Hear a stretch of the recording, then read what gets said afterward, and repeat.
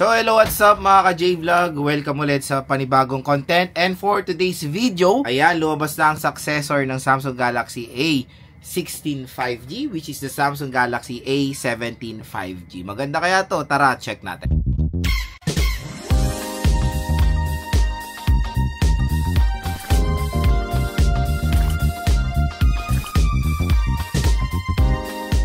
So yan, for today's content, bibigyan ko kayo ng 5 reason why you should buy the newly release na Samsung Galaxy A17 5G. So yun, when it comes sa kanya SRP, to be honest mga ka-J-Vlog, medyo malayo doon sa price niya sa online at hindi ganun ka-perfect fit yung ibang specifications ng A17 5G sa kanyang SRP. Eto I don't know, I thought in-upgrade na rin ni Samsung ang RAM nito. 4GB 128 pa rin siya for price tag na 10,600.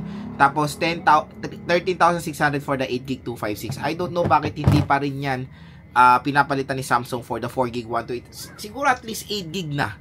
'Di ba? Mas okay na, mas better. So yun nga, ang magandang balita, makukuha nyo naman siya ng hindi ganyan yung price sa online. So titignan natin siya sa official store ni Samsung sa online. Let's see kung magkano na lang ba ang Samsung Galaxy A17 5G. Again, mas mura po siya sa online. Dito yan sa ating view products. Pag bibili kayo dito sa ating view products, bagsak presyo lang po ang A17 5G. So, meron pa pong bukod sa discount dito sa online, meron pa pong another discount na makukuha nyo sa mega voucher natin dito sa ating video. So, yun, A17 5G, there's a possible na makuha nyo siya for the 4GB 128 ng 9,000 pesos. With voucher na po yun. Tapos yung 8GB 256, 12,000 pesos. Sinil to ni Samsung sa online nila. Grabe, ang bagsak presyo yung A16. Parang nakuha ko lang ng 6,000 pesos yun. Patuloy na nagsisale, patuloy bumababa. And I think wala na siya, hindi na siya available. Kaya ito na po ang bumalit na A17 5G, which is hindi naman siya ganun nagkakalayo ng spec sa A16. Kaya iba mas prefer ang A16. Pero since wala na ang A16 5G, dito na tayo magpo-focus sa A17 and why you should buy this smartphone. Bibigyan ko kayo ng 5 reasons din kung bakit okay rin naman siya kahit papaano. So quick disclaimer lang, ginawa rin nating A16 5G is 4GB 128 and so far so good naman din ang performance niya nung naglaro tayo at nakuha ko siya ng mas murang halaga. And yun nga, chipset kasi ng A16 5G is the MediaTek Dimensity 6300. Ito po kasi is Exynos 1330. So dati kasi I thought yung mga Samsung smartphones before na A16 5G din Exynos, pero hindi po. Ito po wala I tried to research talaga.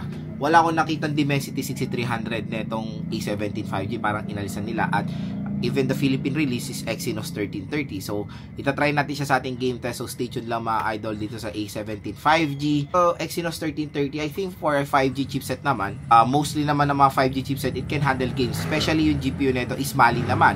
Mali G68, which is, syempre, mas okay rin naman yung Mali GPU, diba, na mas piniprefer din ng mga ibang consumers sa GPU na meron naman dito sa A17 5G. So, when it comes sa gaming performance, asahan nyo, mapoprovide din naman itong device na to. Second, yung display. So, when it comes sa display natin, ito ang isang huge advantage talaga ng Samsung Galaxy A17 5G is yung kanyang Super AMOLED display.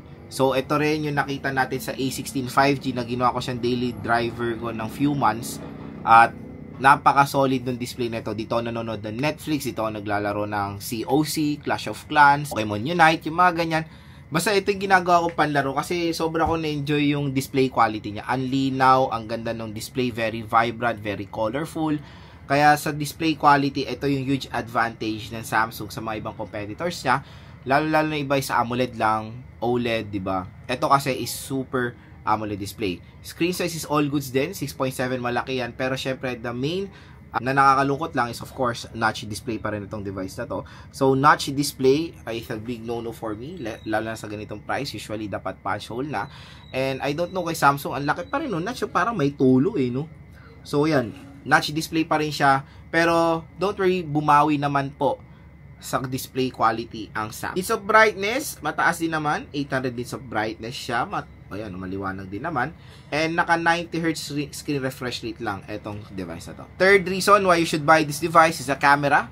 So, dito lang po tayo makakita ng legit na mayroong tatlong lente na camera na usually iba is minamarket triple camera, dual camera. Pero yung pangalawang camera is auxiliary lens, AI lens, depth sensor na very, very useless. Ito po, legit na triple rear camera system dahil main camera, ultra wide at macro lens po ang included sa A17 5G. So, nung i-review natin to, ika-camera test din natin. Pero so far, when it comes sa A16, specs-wise, wala silang pinagkaiba. So, expect natin kung ano yung makukuha natin sa A16, ganun din ang makukuha natin sa A17. So, when it comes sa linaw, ayan, pakita ko sa inyo. When it comes sa linaw, ayan, malinaw din na may mapoprovide niya ng mga photo quality, di ba? For a 50 megapixel.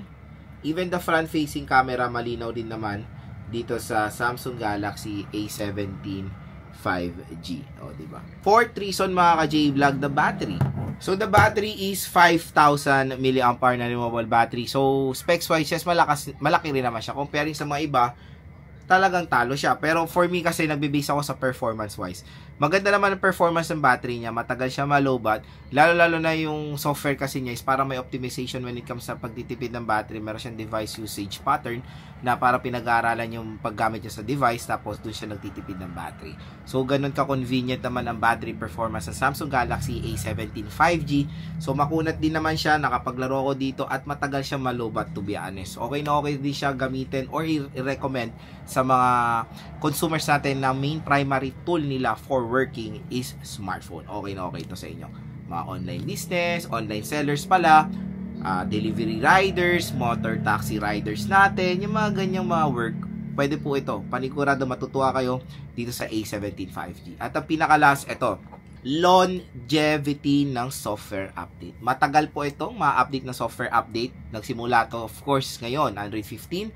So, siguro, tansya ko, Android 19, may possible na pwede itong ma-update. Diba? So, sobrang tagal po ng update nitong Samsung Galaxy A17 5G. Kaya kung naghanap kayo ng isang smartphone na pang matagalan, may reliable software, very user-friendly na UI, ito na po ang solusyon dyan. And of course, powered din to ng AI din ng Samsung via One UI. So, ito po ay One UI version 7 at there's a possible nga, since Android 19, tuhula ko, baka ma-update din to sa Android or sa One UI version 11. So, ganun po talaga katagal ang mga Samsung device when it comes sa software update at kilala na si Samsung sa ganyang mga kalakaran pagdating sa mga devices nila na even A-series or affordable A-series, ina-update po nila yan. At napaka-importante ng software update din, of course, kasi syempre doon natin nagkakaroon tayo ng mga security patches para mas protektado yung smartphone natin. At kung naghanap kayo talaga ng isa, for me ang isa sa pinagkakatiwalaan kong brand when it comes sa Android operating system na manufacturers is Samsung talaga or One UI. Kasi pinaka nagustuhan ko dito is Samsung Knox. Very encrypted po ang mga files nyo. So, hindi kayo matatakot na mako-compromise ang mga files, photos, or videos nyo dito sa smartphone na to dahil protected siya ng Samsung Knox. So, yun mga ka-J-Vlog, ang ating 5 reason why you should purchase sa Samsung Galaxy A17 5G. Napakasulit din naman na smartphone. Mura na lang siya ngayon. And for me, to be honest, the 4GB of RAM is yun lang ang huge deal breaker natin sa smartphone na to. Nakakagulat lang or nakakalungkot lang na 4GB of RAM lang siya na I think dapat ma-realize ni Samsung 4GB of RAM lalo sa ganitong price, even sa sale price na hindi siya talaga perfect fit.